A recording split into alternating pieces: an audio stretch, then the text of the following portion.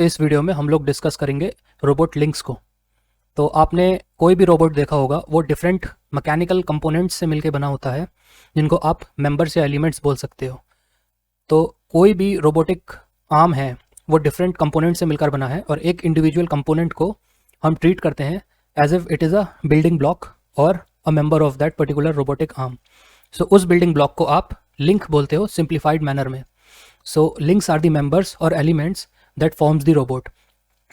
तो आपने theory of machines में ऑलरेडी पढ़ा हुआ है कि डिफरेंट टाइप्स ऑफ लिंक्स होते हैं, और अगर आप यहाँ पर मैंने डेमोन्स्ट्रेशन के लिए बनाया है link 1, link 2, and then you have different links. So this is the last link और द nth लिंक। ये जितने भी लिंक्स हैं, जब ये मिल जाएंगे और इनके कॉमन इंटरफेस पे जब आप पर्टिकुलर जॉइंट्स को डिफाइन करोगे, तो ये सारे लिंक एंड जॉइंट ये मिलकर क्या करेंगे, आपके रोबोट को बनाएंगे। लिंक्स को डिफरेंट कॉन्फ़िगरेशंस में हम लोग कंबाइन करते हैं to get different types of robots. वो मैं आके आपको रोबोटिक आर्म कॉन्फ़िगरेशन में बताऊंगा, ठीक है।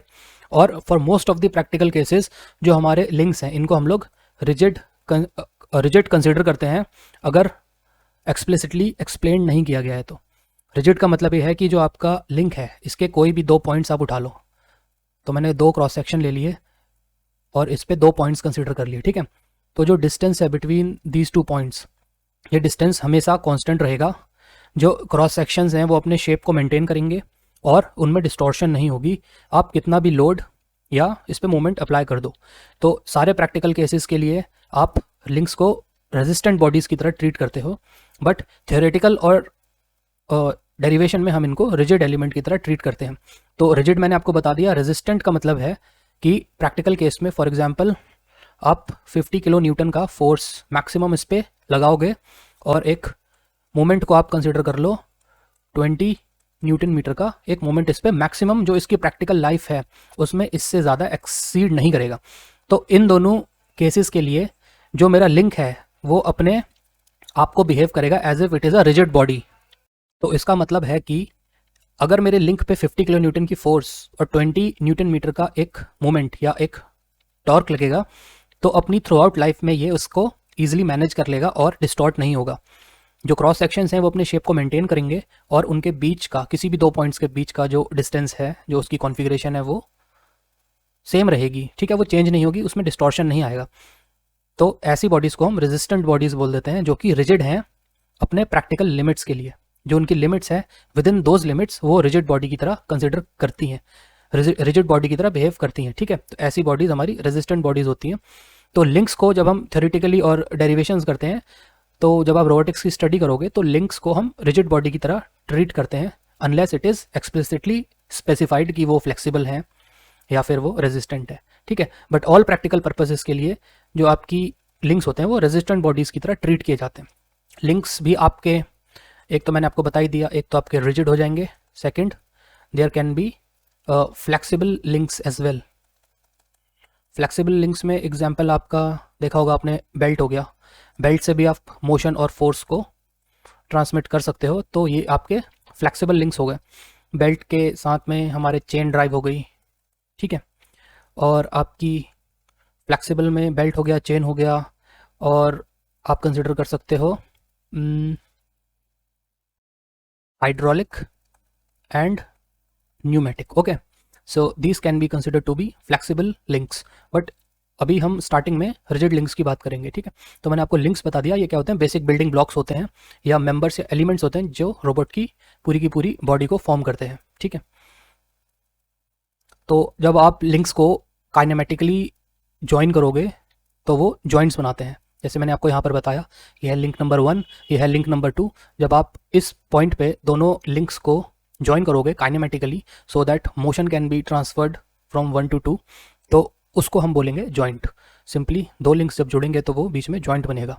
फॉर एग्जांपल जो ह्यूमन का आर्म है, अगर ये आपका शोल्डर है, ये आपकी बाइसेप हो गई, ये ट्राइसेप हो गई, ये आपकी एल्बो है, ये आपका फोर आर्म हो गया, और ये आपका रिस्ट, और ये आपकी फिंगर्स यानी कि आपका हैंड हो गया, ठीक है। तो ये जो जॉइंट है ये कैसे फॉर्म हुआ, जब आपने इसको, अगर आप इसको लिंक 1 कंसिडर करो और इस फोर आर्म को लिंक 2 कंसिडर करो, तो जब दो लिंक्स आपके ज्वाइन हुए हैं यहाँ पे, तो उसको हमने जॉइंट बोला है, ठीक है, सिंपल है। एंड ये जो जॉइंट्स होते हैं, जो आप काइनेमेटिकली कंबाइन करते हो दो लिंक्स को, तो they behave like kinematic pairs. Kinematic pairs का मतलब है जो रिक्वायर्ड मोशन है आपका from one link to other link, it can be transferred easily.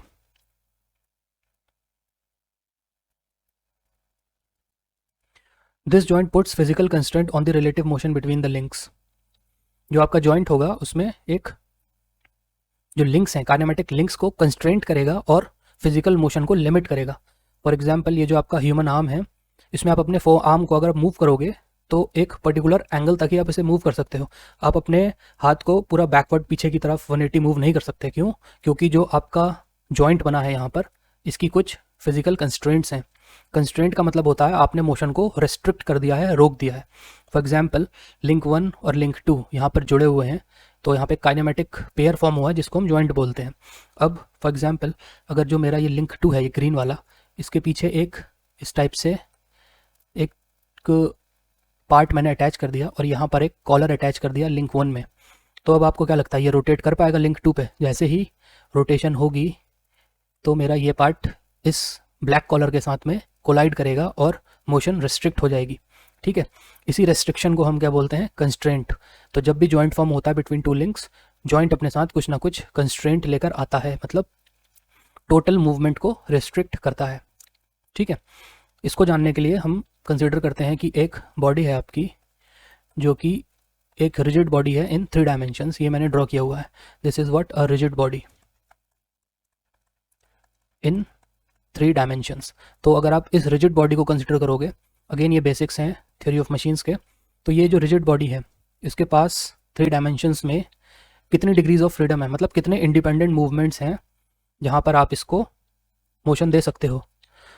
तो अगर ये एक बॉडी है, इसको मैं क्या कर सकता हूँ? एक्स एक्सिस के अलॉन्ग ट्रांसलेट कर सकता हूँ, इसको आप वाई एक्सिस के अलॉन्ग ट्रांसलेट कर सकते हो, और इसको आप जेड एक्सिस के अलॉन्ग भी ट्रांसलेट कर सकते हो। ट्रांसलेट का मतलब है लीनियर मोशन देना। आप इसको सीधा सीधा एक्स में भी ड्रैग कर सकते हो, वाई एक्सिस की तरफ भी ड्रैग कर सकते हो, और जी एक्सिस की तरफ भी ड्रैग कर सकते हो।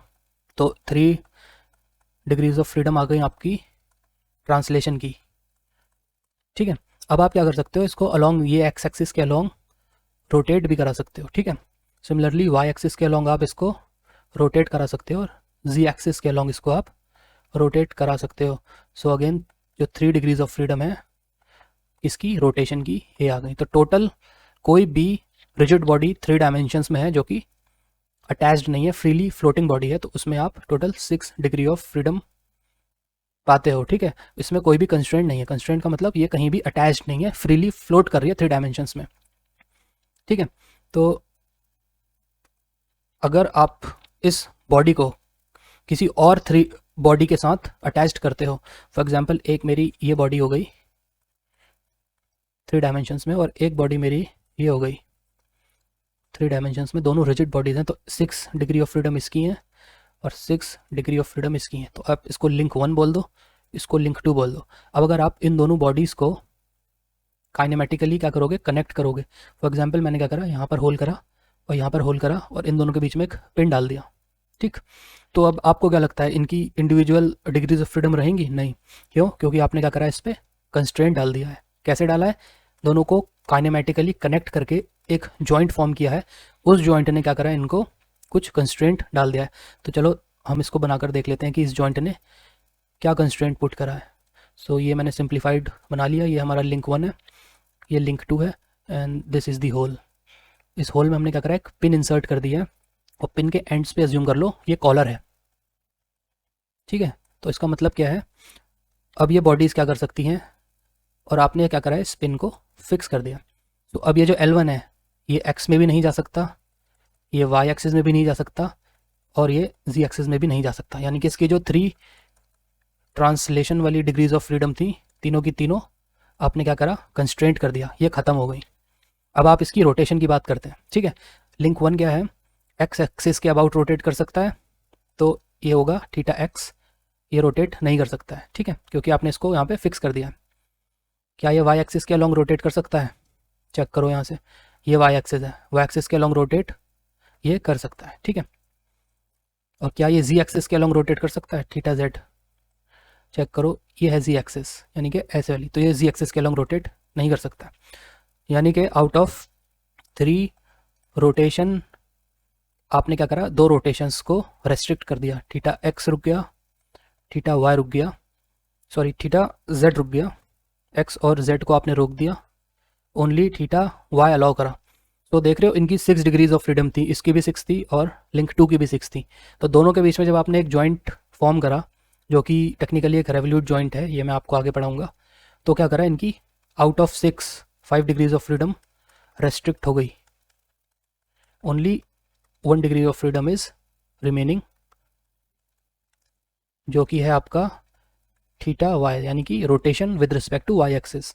तो इस तरीके से हमने सिंपली एनालाइज करा है कि जब आप 2 लिंक्स को कनेक्ट करते हो तो उनके बीच में एक जॉइंट फॉर्म होता है, और वो जॉइंट क्या करता है, कुछ कंस्ट्रेंट यानी कि कुछ रेस्ट्रिक्शंस को पुट करता है, जो काइनेमेटिक मोशन है इन दोनों इंडिविजुअल लिंक्स के, इसके बीच में जब जॉइंट बनता है तो मोशन को रेस्ट्रिक्ट करता है।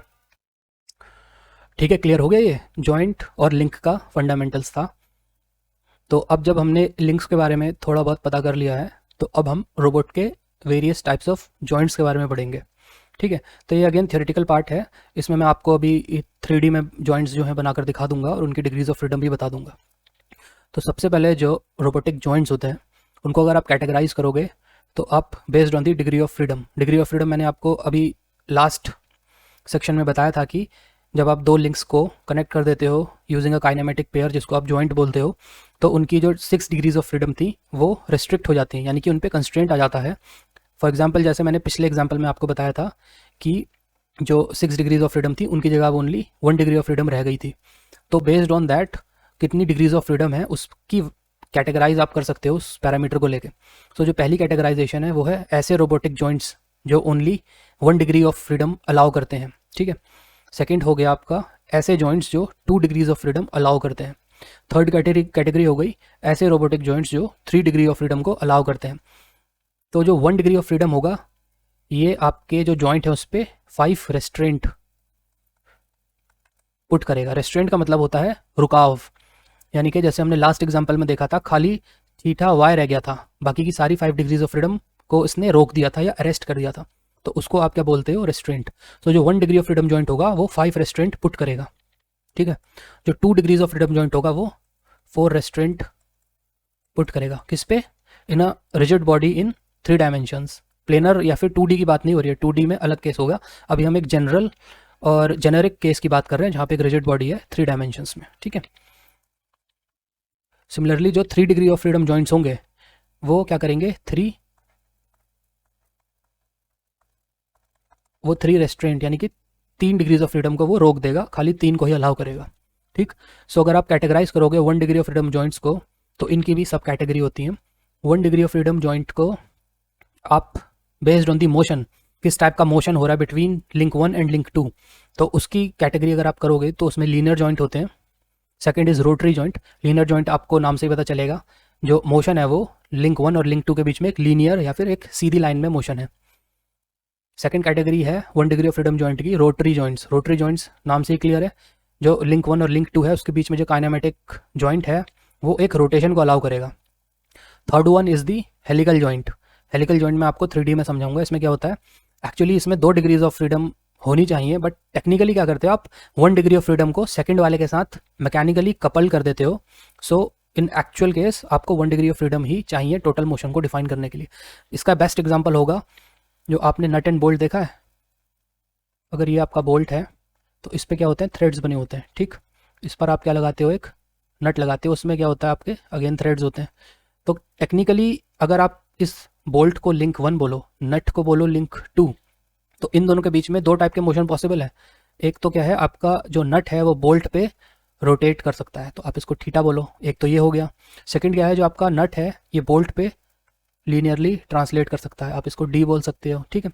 बट क्या ये दोनों इंडिपेंडेंट हैं, थीटा और डी? क्या आप नट को बिना रोटेट करे बोल्ट पे अंदर या बाहर की तरफ मूव करा सकते हो? ऐसा तो नहीं होगा ना, दोनों कंस्ट्रेंट हैं, दोनों में एक रिलेशनशिप है, तो उसको आप क्या बोलते हो, पिच बोलते हो। पिच का मतलब है अगर आप अपने 1 रेवोल्यूशन ऑफ नट कराया तो लीनियरली वो उसकी एक्सेस के अलॉन्ग कितना मूव करेगा, फॉर एग्जांपल 1 सेंटीमीटर। तो इस टाइप के जॉइंट्स को आप क्या बोलते हो, हेलिकल जॉइंट बोलते हो। क्लियर है, समझ आ गया, ठीक है। इसके बाद आपके आते हैं ऐसे जॉइंट्स जो 2 डिग्री ऑफ फ्रीडम को अलाउ करते हैं और रिस्ट्रेंट को पुट करते हैं। इस टाइप के जॉइंट्स के 2 कैटेगराइजेशन होते हैं। पहला है सिलेंड्रिकल जॉइंट, सेकंड वाला है यूनिवर्सल जॉइंट, जिसको आप हुक जॉइंट भी बोलते हो, ठीक है। ये मैं आपको अभी दिखाऊंगा 3D में सारे के सारे। जो थर्ड टाइप ऑफ जॉइंट्स हैं, ये ऐसे जॉइंट्स हैं जो 3 डिग्री ऑफ फ्रीडम जॉइंट्स हैं और 3 रेस्ट्रेंट पुट करते हैं। इसकी अगर आप कैटेगराइजेशन करोगे तो इसमें भी 2 टाइप के जॉइंट्स होते हैं। एक होता है स्फेरिकल जॉइंट, जिसको बॉल एंड सॉकेट जॉइंट भी बोलते हैं। Second one is the planar joint, दिखाऊंगा अभी, ठीक है। अब आप आ जाओ दोबारा से 1 डिग्री ऑफ फ्रीडम जॉइंट्स पे। यही सबसे ज़्यादा यूज़ होते हैं और सबसे कॉमन यही है और सबसे ज़्यादा यूटिलिटी भी इन्हीं की होती है। तो इनकी फर्दर कैटेगराइजेशन है, अभी दिखा देता हूँ। जो लीनियर जॉइंट हैं इनको आप फर्दर कैटेगराइज करोगे 2 टाइप के जॉइंट्स में, प्रिज्मेटिक जॉइंट और स्लाइडिंग जॉइंट। बहुत सारी टेक्स्ट बुक में सेम ही होता है, प्रिज्मेटिक को ही स्लाइडिंग बोल देते हैं, but there is a slight difference. कई सारी फॉरेन ऑथर्स की बुक में इसको मेंशन किया गया है। जो प्रिज्मेटिक जॉइंट होता है इसमें आपका जो क्रॉस सेक्शन होता है उसको क्या बोलते हैं, या तो रेक्टेंगुलर होगा या स्क्वायर होगा, ठीक है। So there are linear axes. Sliding joint में आपका जो क्रॉस सेक्शन होता है वो सर्कुलर होता है। So there is a cylindrical area contact between the two links, and here it is cuboidal or cube type of area contact between the 2 links। दोनों में ही मोशन क्या है आपका, प्रिज्मेटिक में भी लीनियर मोशन है, स्लाइडिंग जॉइंट में भी लीनियर मोशन है, ठीक है। और इनकी भी फर्दर कैटेगराइजेशन होती है। एक होता है collinear joint, second one is the orthogonal joint. ये डिपेंड करता है आपने किस टाइप की कॉन्फ़िगरेशन करी है लिंक्स के बीच में। ये अभी आपको सारे के सारे 3D में दिखाऊंगा, ठीक है, और क्लियर हो जाएगा वहाँ से। Second one is the rotary joint. इसकी भी 3 कैटेगराइजेशन होती हैं। First one is the revolute joint, जिसको आप रोटेशनल जॉइंट भी बोलते हो। Second one is the twisting joint, जिसको आप ट्विस्ट जॉइंट भी बोलते हो। And third one is the revolving joint. So there is a slight difference. Revolute या रोटेशनल जॉइंट और रिवॉल्विंग जॉइंट में थोड़ा सा डिफरेंस है एक्सेस का, वो क्लियर कर लेंगे अभी। होते तीनों ही रोटरी जॉइंट हैं। इसका मतलब सिंपली ये है कि एक लिंक है और एक दूसरा लिंक है L2, दोनों के बीच में एक only possible degree of freedom is rotation, और उसको आप थीटा से बोलोगे, डिनोट करोगे। इस रिवॉल्विंग जॉइंट को ही वी जॉइंट भी बोला जाता है, ठीक है। तो ये इसकी बेसिक कैटेगराइजेशन हो गई सारे के सारे जॉइंट्स की। अभी हम इसको एक एक करके 3D में देख लेते हैं, थोड़ा सा और क्लियर हो जाएगा। सॉरी, बट बिफोर दैट ये एक रूल ऑफ थंब बोल सकते हो, या जो हमने सबसे ज़्यादा प्रैक्टिकल केसेस में देखा है। रोबोट्स के जनरली 2 टाइप ऑफ जॉइंट्स ही होते हैं, ठीक है। ब्रॉड स्पेक्ट्रम में देखोगे तो जॉइंट्स 2 ही टाइप के हैं, या तो क्या होगा लीनियर जॉइंट होगा, या तो क्या होगा रोटरी जॉइंट होगा। आइदर वो एक लीनियर मोशन अलाउ करेगा और एक रोटेशन को अलाउ करेगा। मोस्ट ऑफ द रोबोट्स में यही देखा जाता है। और अगर आप इनको ब्रॉड स्पेक्ट्रम में कैटेगराइज करोगे तो एक प्रिज्मेटिक एक स्लाइडिंग दोनों ही क्या है, लीनियर है। सेकंड, अगर आप रोटरी जॉइंट्स को कंसीडर करोगे तो एक रेवोल्यूट और एक ट्विस्टिंग, ये क्या है, दोनों आपके रोटरी जॉइंट्स हैं। तो जितने भी रोबोट्स हैं वो इन 2 ही एलिमेंट से मिलकर बने होते हैं, एक linear motion, second is rotary motion, ठीक है। सो ये जो हमने जितनी भी कैटेगराइजेशन देखी थी, ये अकेडमिक या टेक्स्ट बुक मटेरियल आप बोल सकते हो। प्रैक्टिकली आपको लीनियर या रोटरी जॉइंट्स देखने को मिलेंगे। इसको हम देख लेते हैं एक बार एक रोबोट की मदद से, ठीक है। तो ये एक हमारा रोबोट का मॉडल है, ठीक। इसको डिफरेंट लिंक्स को मैंने डिफरेंट कलर दे दिया है। सो जो आपका ये बेस है ये ग्रीन कलर में है, और ये आपका लिंक नंबर 1 है। इसी में जितनी भी मोटर और इसकी हाउसिंग है, एनकोडर्स वगैरह, ये सारे के सारे पार्ट्स इसी लिंक के अंदर इंटीग्रेटेड है, ठीक है। ये आपको दिखेगा नहीं ऐसे। ये है आपका लिंक 0 ग्रीन, येलो वाला है लिंक 1, ये है आपका लिंक 2 पर्पल वाला, दिस इज लिंक नंबर 3, और ये वाला जो मेंबर है ये भी इस लिंक 3 का ही पार्ट है, और ये आपका लिंक नंबर 4, ठीक है। तो जैसे हम अपनी कॉपी में ड्रॉ करते हैं लिंक्स, प्रैक्टिकली वैसे लिंक आपको रोबोट्स में नहीं मिलेंगे। रोबोट के लिंक्स बहुत डिफरेंट होते हैं। इन लिंक्स के अंदर जो पावर डिलीवरी सिस्टम है, जो सेमीकंडक्टर्स हैं, मतलब जो इसकी पीसीबी है, और जो आपका मोटर है या एक्चुएटर है, वो सारा का सारा लिंक्स के अंदर ही in most of the cases incorporated होता है, सो दैट जो असेंबली है वो बहुत कॉम्प्लेक्स बने, और आई मीन जो असेंबली है वो बहुत ज़्यादा क्या बोलते हैं, बहुत छोटे साइज़ की असेंबली बने। ऐसा ना हो कि लिंक यहाँ पर है और मोटर आप इसकी पीछे रख रहे हो, तो बहुत ज़्यादा बल्की ना हो। इंडस्ट्री में आपको क्या करना होता है, स्पेस को सेव करना होता है। तो एक बहुत कॉम्पैक्ट असेंबली होने के लिए हम क्या करते हैं, लिंक्स के अंदर ही अपने मोटर्स और पीसीबी और पावर डिलीवरी सिस्टम को इनकॉर्पोरेट करते हैं। ठीक है, तो यू कैन सी जितने भी रोबोट्स हैं, या तो इनमें रोटरी मोशन होगा या फिर उनमें लीनियर मोशन होगा। अब ये जो है आपका, ये एक जॉइंटेड आर्म रोबोट है, या जिसको आर्टिकुलेटेड या रेवल्यूट रोबोट भी बोलते हैं। तो इसमें सारे के सारे आपके रोटरी जॉइंट हैं। ठीक है,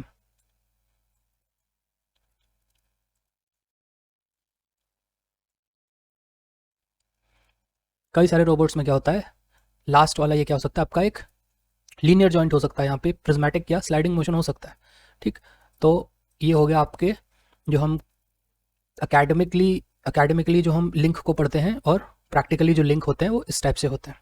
ठीक है, अब हम बात करते हैं 3D इलस्ट्रेशन की। ठीक है, तो मैं ये मानता हूँ कि जब तक आप 3D में नहीं देखोगे तब तक आपको समझ तो आ जाएगा, बट वो क्लियरिटी नहीं आएगी आपके माइंड में कि किस टाइप से ये प्रैक्टिकली वर्क करते हैं। क्योंकि 2D में जब भी आप देखोगे कॉपी में बनाकर या टेक्स्ट बुक में जैसा भी रिप्रेजेंटेड है, तो हमेशा एक, फर्स्ट ऑफ ऑल बोरिंग होगा, सेकंड उसमें क्लियरिटी नहीं होती कि एक्चुअल मोशन हो कैसे रहा है।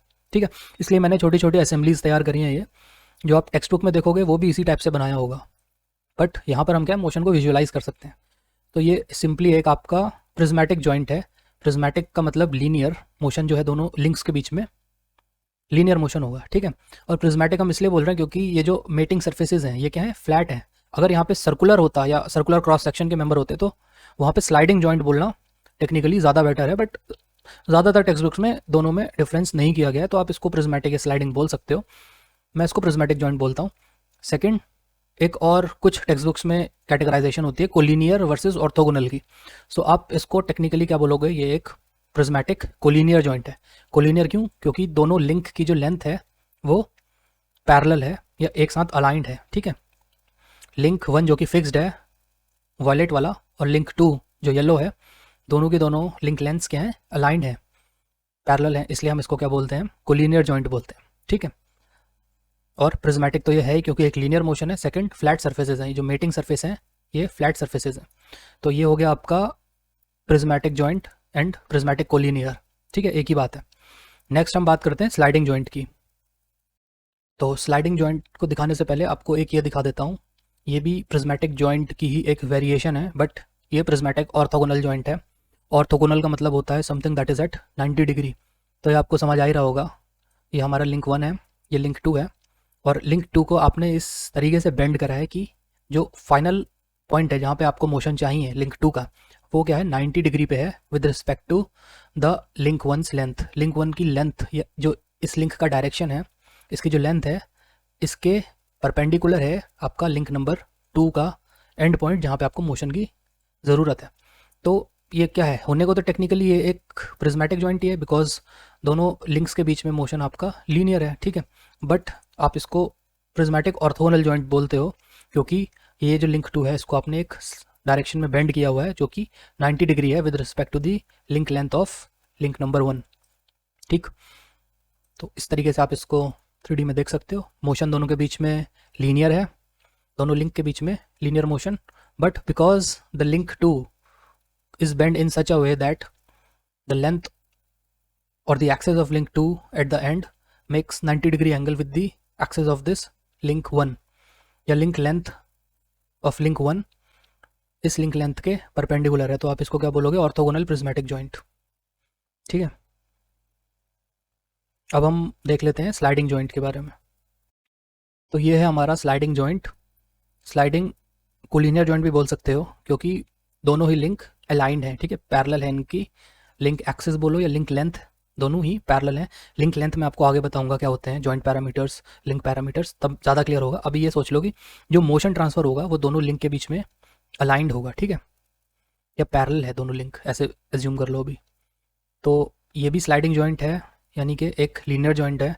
As you can see link 1 fixed है, लिंक 2 मोशन है, मोबाइल है, तो दोनों के बीच में जो मोशन है वो लीनियर मोशन है। ये स्लाइडिंग जॉइंट है।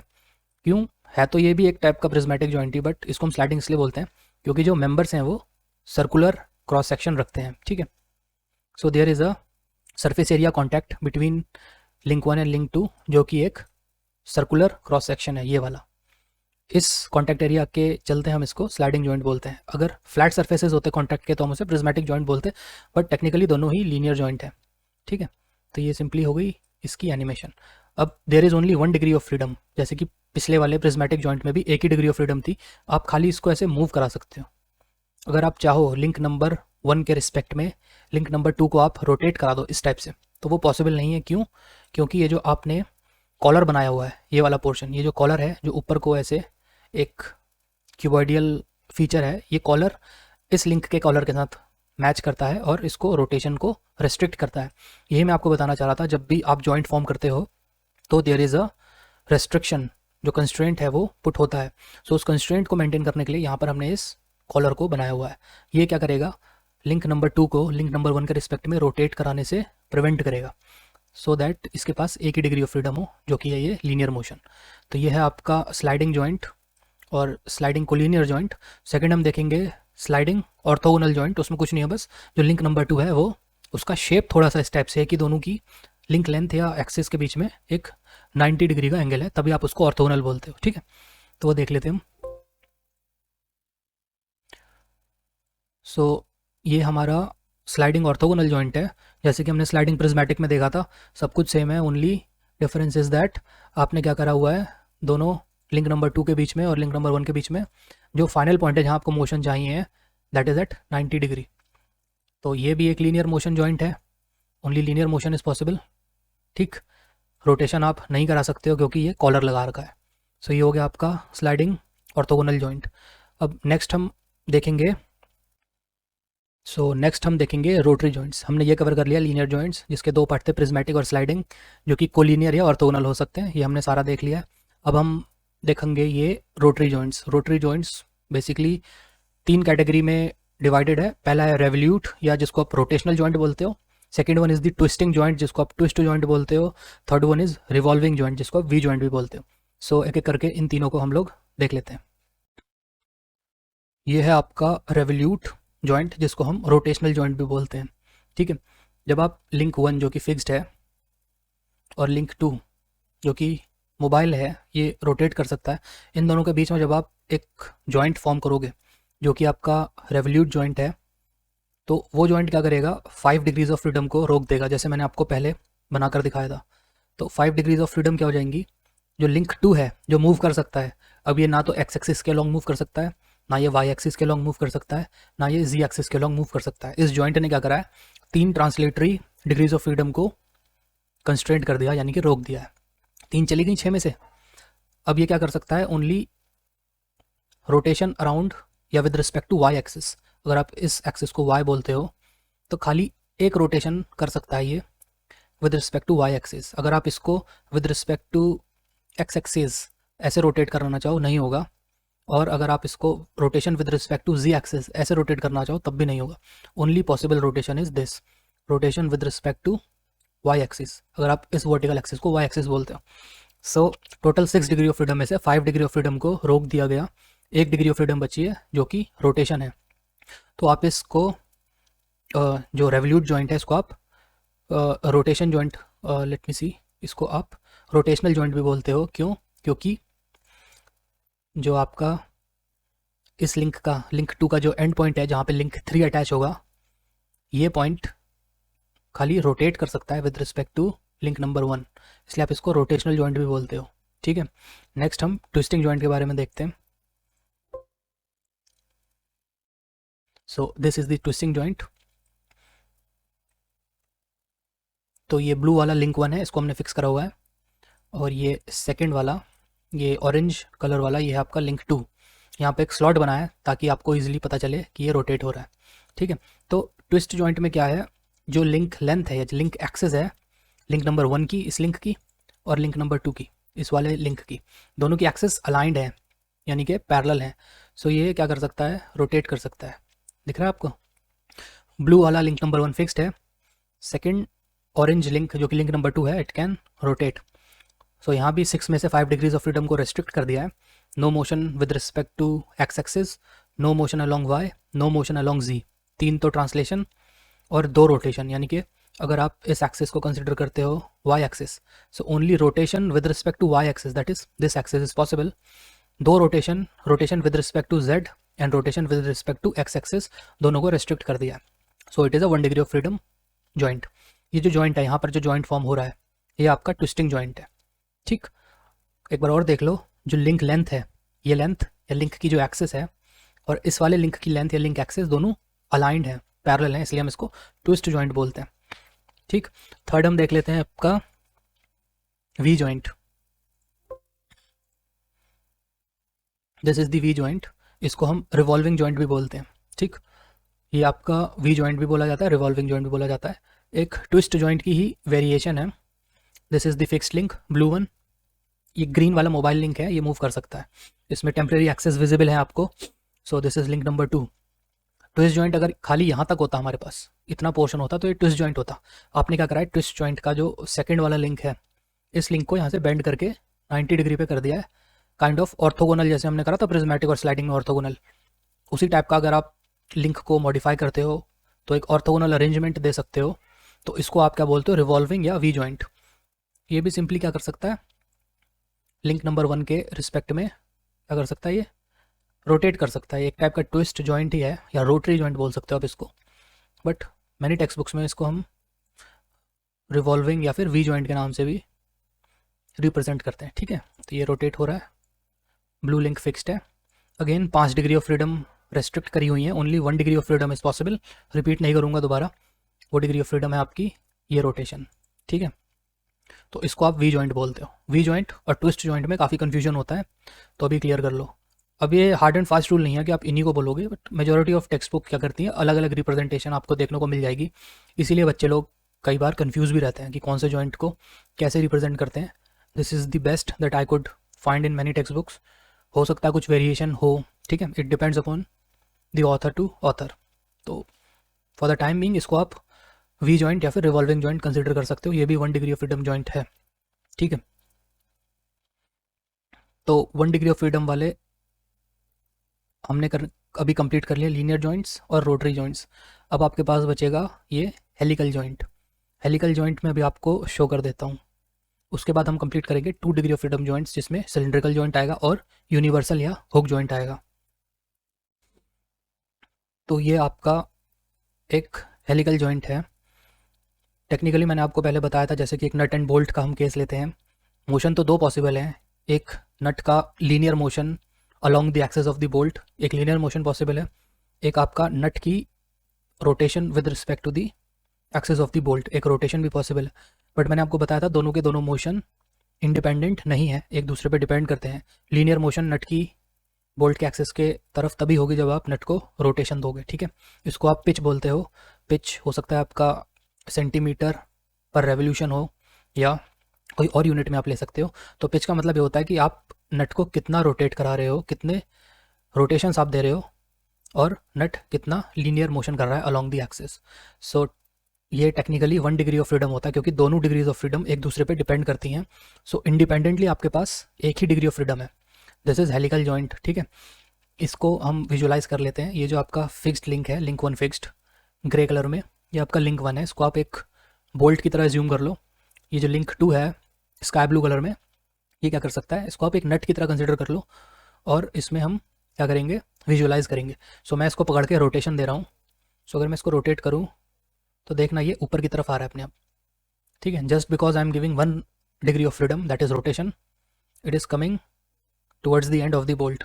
इसका मतलब क्या है, एक ही डिग्री ऑफ फ्रीडम को कंट्रोल करने से मेरे दोनों मोशन एक साथ कंट्रोल हो जाएंगे, इसीलिए इसको हम 1 डिग्री ऑफ फ्रीडम जॉइंट बोलते हैं। ठीक है, अब अगर मैं इसको क्लॉकवाइज रोटेट करूँगा तो मैं खाली से रोटेट कर रहा हूँ, ये नीचे खुद आ रहा है, बिकॉज दोनों के दोनों डिग्री ऑफ फ्रीडम एक दूसरे के साथ कंस्ट्रेंट है। ठीक, तो ये आपका हो गया हेलिकल जॉइंट। अगर मैं इसको रोटेट करूँ तो ये नीचे आ जाएगा। ठीक, तो helical joint is a 1 degree of freedom joint. कहाँ पर यूज़ होता है, आपने देखा होगा लेथ मशीन में पावर स्क्रू जो होता है आपका, जो थ्रेडिंग वगैरह के लिए यूज़ होता है, और बहुत सारे मशीन टूल्स में जब हमको पावर ट्रांसमिट करनी होती है तो यही आपका मोशन काम में आता है। ठीक है, इस टाइप के जॉइंट को हम यूज़ करते हैं। सो अभी हमने कवर कर लिया आपने 1 डिग्री ऑफ फ्रीडम जॉइंट। इसके बाद अब 2 डिग्री ऑफ फ्रीडम जॉइंट को हम कवर करेंगे। इसमें दो केसेस होंगे। पहला होगा सिलेंड्रिकल जॉइंट, जो कि ऑलमोस्ट ऐसा ही है बट उसमें 2 डिग्रीज ऑफ फ्रीडम है, बिकॉज रोटरी मोशन और लीनियर मोशन एक दूसरे के साथ कपल्ड नहीं है, दोनों इंडिपेंडेंट हैं। तो पहले हम सिलेंड्रिकल जॉइंट को पढ़ेंगे, 2 डिग्री ऑफ फ्रीडम जॉइंट। उसके बाद हम लोग देखेंगे यूनिवर्सल जॉइंट या हुक जॉइंट को, ठीक है। तो पहले हम सिलेंड्रिकल जॉइंट को देख लेते हैं। सो ये आपका सिलेंड्रिकल जॉइंट की असेंबली है। दोनों ही सेम है जैसे मैंने अभी आपको हेलिकल जॉइंट बताया। ओनली डिफरेंस इज दोनों की जो डिग्री ऑफ फ्रीडम है, that is this translatory and then this rotary, 2 degrees of freedom. Helical के केस में दोनों डिपेंडेंट थी, एक को वेरी करोगे दूसरी वेरी होगी। सिलेंड्रिकल जॉइंट के केस में दोनों इंडिपेंडेंट हैं, तभी दोनों के 2 डिग्रीज ऑफ फ्रीडम हमारे पास है।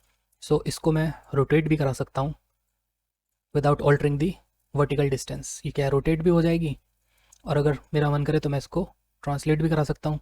सो ट्रांसलेशन से रोटेशन वेरी नहीं कर रही है, ठीक है। मैं ट्रांसलेट कर रहा हूँ बट रोटेशन वेरी नहीं कर रही है। थोड़ा बहुत हिल रहा है बिकॉज मेरा माउस क्या है, थोड़ा बहुत मोशन आ रहा है, हैंड मोशन उसमें आ जा रहा है, इसलिए वो थोड़ा सा वेरी कर रहा है। और अगर मैं रोटेशन कराऊँ तो स्टेबल हैंड्स के साथ अगर मैं रोटेशन कराऊँ तो देख रहे हो आप, ये रोटेट हो रहा है बट जो लीनियर मोशन है वो नहीं हो रहा है। इसका मतलब दोनों के दोनों मोशन इंडिपेंडेंट है।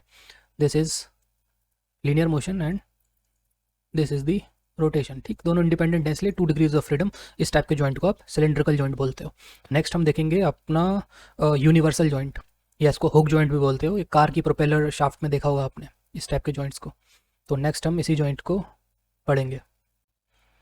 सो ये हमारा हुक जॉइंट है। दिस इज़ लिंक नंबर 1 जो कि फिक्स्ड है। ये पर्पल वाला लिंक नंबर 2 है, ये मूविंग है, ये मूव कर सकता है, ठीक है। और जो सेंटर पार्ट आप देख रहे हो ये क्या है, ये हमारा पिन है जो लिंक नंबर 1 और लिंक नंबर 2 के बीच में काइनेमेटिक पेयर या फिर जॉइंट को फॉर्म कराने में हेल्प कर रहा है, ठीक। तो जैसे मैंने आपको बताया था universal joint 2 degrees of freedom joint है। इसके 2 डिग्रीज ऑफ फ्रीडम होते हैं। तो ये 4 रिस्ट्रेंट को पुट करता है, हमारे जो 6 डिग्रीज ऑफ फ्रीडम है उनमें से 4 डिग्रीज ऑफ फ्रीडम को ये रोक देता है, ठीक है, रेस्ट्रेंट कर देता है। सो जो 2 डिग्रीज ऑफ फ्रीडम पॉसिबल हैं वो क्या है, rotation with respect to 2 axis. So अगर आप इस एक्सिस को x मान लो और इस वाली एक्सिस को y मान लो, सो x और y एक्सिस के रिस्पेक्ट में तो आप रोटेट करा सकते हो, θ1, θx और θy, ठीक है। But along z axis you can not, I would say rotate. तो खाली 2 रोटेशन पॉसिबल है, इनको हम विजुलाइज कर लेते हैं। So first one is this, ठीक है। तो ये जो वर्टिकल एक्सिस है, इस एक्सिस के रिस्पेक्ट में एक रोटेशन तो आपकी ये हो सकती है, इसको θ1 बोल लो आप, ठीक है। सेकेंड रोटेशन ये वाली रोटेशन, इसको आप θ2 बोल लो। तो ये आपका यूनिवर्सल जॉइंट या हुक जॉइंट है। ये 2 डिग्रीज ऑफ फ्रीडम है, दोनों डिग्रीज ऑफ फ्रीडम मैंने आपको दिखा दी है, ठीक है। 1 degree of freedom is this rotation with respect to this axis, second one is rotation with respect to this axis. इसको भी विजुलाइज कर लेते हैं, ठीक है। सेकेंड डिग्री ऑफ फ्रीडम ये हो गई, ये आपका हुक जॉइंट है। तो इसके साथ हमने 1 डिग्री ऑफ फ्रीडम जॉइंट्स सारे कवर कर लिए, 2 डिग्री ऑफ फ्रीडम जॉइंट्स भी हमने सिलेंड्रिकल देख लिया, हुक जॉइंट देख लिया। अब हम आते हैं 3 डिग्री ऑफ फ्रीडम जॉइंट पे। इसमें 2 केसेस हैं, स्फेरिकल जॉइंट जिसको बॉल एंड सॉकेट जॉइंट भी बोलते हैं, second one is planar joint, ठीक है। ये 3 डिग्रीज ऑफ फ्रीडम जॉइंट है, यानी कि 3 मोशन को ये अलाउ करेंगे, 3 मोशंस को ये रिस्ट्रिक्ट कर देंगे, यानी कि रिस्ट्रेंट डाल देंगे, ठीक है। तो सबसे पहले हम देखते हैं स्फेरिकल जॉइंट को। सो ये है बॉल एंड सॉकेट जॉइंट जिसको स्फेरिकल जॉइंट भी बोलते हैं। ये एक 3 डिग्रीज ऑफ फ्रीडम जॉइंट है।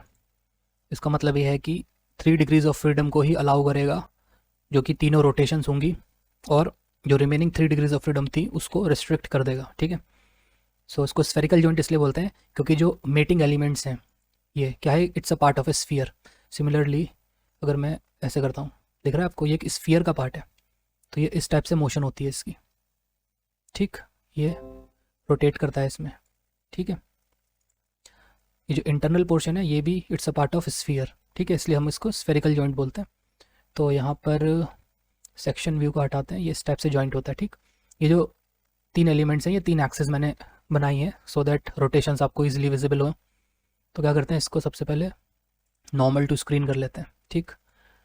ये राइट ओरिएंटेशन है, सो 3 रोटेशंस को अलाउ करेगा। तो link number 2 with respect to link 1, ये वाला लिंक 1 है हमारा ग्रे कलर वाला, ये कॉपर कलर वाला लिंक 2 है, ठीक। सो एक रोटेशन तो ये हो गई आपकी, दिख रहे हो, इसको बोलो rotation with respect to X, ठीक, 1 rotation. Second rotation is this rotation with respect to Y axis कह सकते हो। सो 2 रोटेशंस हो गई। अब थर्ड रोटेशन के लिए अगर आप इस येलो एक्सिस को जी एक्सिस कंसिडर करो, थर्ड एक्सिस, तो आप क्या कर सकते हो, पूरे के पूरे सॉकेट को आप ऐसे रोटेट कर सकते हो, पूरे के पूरे इस बॉल जॉइंट को with respect to this socket आप with respect to this yellow axis आप रोटेट करा सकते हो। सो वो आपकी थर्ड रोटेशन हो जाएगी। सो एक ball and socket joint 3 degrees of freedom allow करेगा, तीनों ही रोटेशन होंगी, 2 मैंने आपको दिखा दी, with respect to X, with respect to Y, third one is the rotation with respect to this Z axis, ठीक है। इसको विजुलाइज करना थोड़ा डिफिकल्ट हो रहा है यहाँ पे, बट आई होप आप समझ जाओगे। सो जो नेक्स्ट वाला 3 डिग्रीज ऑफ फ्रीडम जॉइंट है वो हमारा स्फेरिकल जॉइंट, सॉरी वो हमारा प्लेनर जॉइंट है, वो मैं अभी आपको ओपन करके दिखा देता हूँ वो कैसा दिखता है 3D में, ठीक है।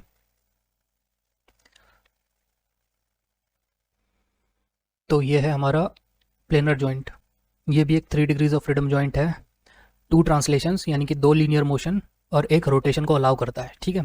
3 डिग्रीज ऑफ फ्रीडम को अलाउ करता है, 3 डिग्रीज ऑफ फ्रीडम को कंस्ट्रेंट या रिस्ट्रिक्ट कर देता है, ये हमारा प्लेनर जॉइंट। नाम पे मत जाना, प्लेनर का मतलब ये नहीं कि 2 डायमेंशंस होगा तो 2 डिग्रीज ऑफ फ्रीडम होगी एक्स एंड वाई, ऐसा नहीं है।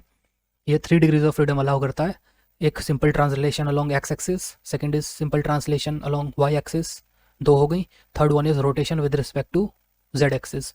सो हम इसको विजुलाइज कर लेते हैं। देखो ये क्या है, मोशन हो रहा है, ये क्या एक्स वाई में मोशन हो रहा है, एक्स वाई प्लेन, ये जो हमारा पर्पल एलिमेंट है क्या है, फ्लैट है, यानी कि एक्स और वाई 2 डायमेंशन प्लेन है, इस पे ये मोशन कर रहा है, तो 2 एक्सिस पे मोशन हो रही है, एक हो रहा है ट्रांसलेशन अलोंग एक्स, एक हो रहा है translation along Y. Side by side आप देख रहे हो कि ये element with respect to Z axis free है रोटेट होने के लिए, और तीनों ही डिग्रीज ऑफ फ्रीडम इंडिपेंडेंट है, ठीक है। रोटेशन हो रही है, ये ट्रांसलेशन हो रही है, ठीक, तीनों मोशन इंडिपेंडेंट है, इसलिए 3 डिग्रीज ऑफ फ्रीडम है। एक बार इसको टॉप व्यू से देख लेते हैं, ठीक है। This is link 1 that is fixed, this yellow one is link 2 that can move. So अगर हम लिंक 2 को मूव कराएं विद रिस्पेक्ट टू लिंक 1, ठीक, तो ये एक 2D प्लेन में मूव कर रहा है, इसका मतलब 2 एक्सिस पे लीनियर मोशन है, एक एक्स एक्सिस एक वाई एक्सिस। अब जब मैं इसे मूव करा रहा हूँ तो आप देख रहे हो रोटेट हो रहा है, इसका मतलब ये नहीं है कि हमारा लीनियर मोशन डिपेंड करता है हमारे रोटरी मोशन पे, ऐसा नहीं है, दोनों मोशन इंडिपेंडेंट है। ऐसा इसलिए हो रहा है क्योंकि मैं माउस की हेल्प से इसको ड्रैग कर रहा हूँ तो कुछ रोटेशन आ जा रही है, ठीक है, तो इसको इंडिपेंडेंट कंसिडर करना। So this is motion along X and Y, and then third possible motion is this rotation, ठीक है, और तीनों ही अपने इंडिपेंडेंट है। So 3 degrees of freedom in this planar joint, ठीक है, इस टाइप से प्लेनर जॉइंट होता है। सो इसी के साथ हमारे सारे के सारे जॉइंट्स ये जितने हैं हमने कवर कर लिए हैं, 3D में भी आपको दिखा दिया गया है सो दैट आप ज़्यादा अच्छे से उसको विजुलाइज कर सको, क्योंकि 2D में देखने से क्या होता है हमें इतना अच्छा क्लियरिटी नहीं आती है। So I hope you have learn the very fundamentals of robotics. Robotics के भी बहुत से फंडामेंटल्स में सबसे फंडामेंटल हमारा लिंक, जॉइंट और काइनेमेटिक्स है। इसमें से लिंक मैंने आपको बता दिया बेसिक्स, जॉइंट्स कैसे होते हैं, क्या उनका बिहेवियर है, 3D में दिखा दिया है। इसके बाद हम लोग नेक्स्ट टॉपिक कवर करेंगे, सो स्टे ट्यून्ड।